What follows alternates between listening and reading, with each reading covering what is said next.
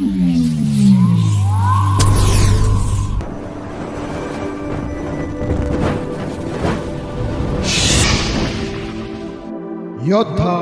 News channel.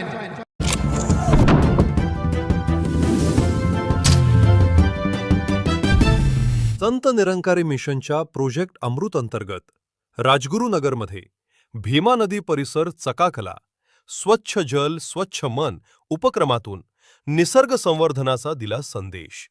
सेवा हीच खरी साधना आणि निसर्ग संवर्धन हेच जीवनमूल्य हा उदात्त विचार उराशी बाळगून संत निरंकारी मिशनतर्फे देशभरात राबवण्यात येत असलेल्या प्रोजेक्ट अमृत मोहिमेचा चौथा टप्पा रविवारी दिनांक 22 राजगुरुनगरमध्ये मोठ्या उत्साहात पार पडला।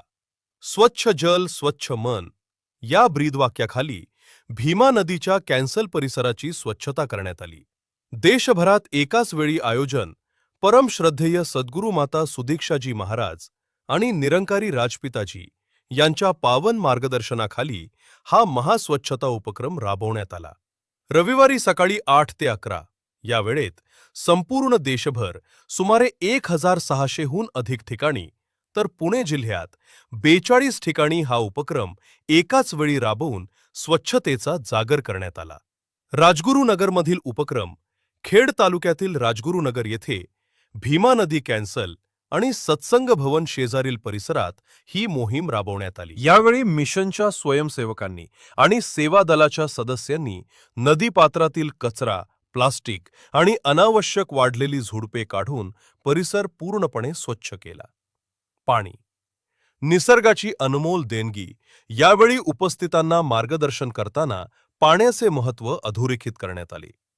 पाणी हे केवळ नैसर्गिक साधन नसून तो जीवनाचा मूळ आधार आहे।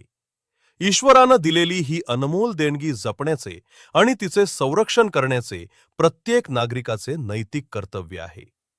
मोहिमेचे उद्दिष्ट प्रोजेक्ट अमृत ही केवळ एक स्वच्छता मोहीम नसून ती सेवाभाव संस्कार आणि पूरक जीवनशैलीचा संदेश देणारी एक मोठी चळवळ असल्याचे यावेळी सांगण्यात आले।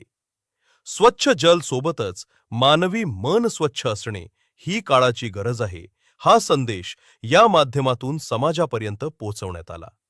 या प्रसंगी खेड तालुक्यातील संत निरंकारी मिशनचे सर्व पदाधिकारी सेवा दल सदस्य आणि नागरिक मोठ्या संख्येने उपस्थित होते। याचा आढावा घेतलाय योद्धा न्यूज चॅनलची प्रतिनिधी संतोष गाडेकर यांनी।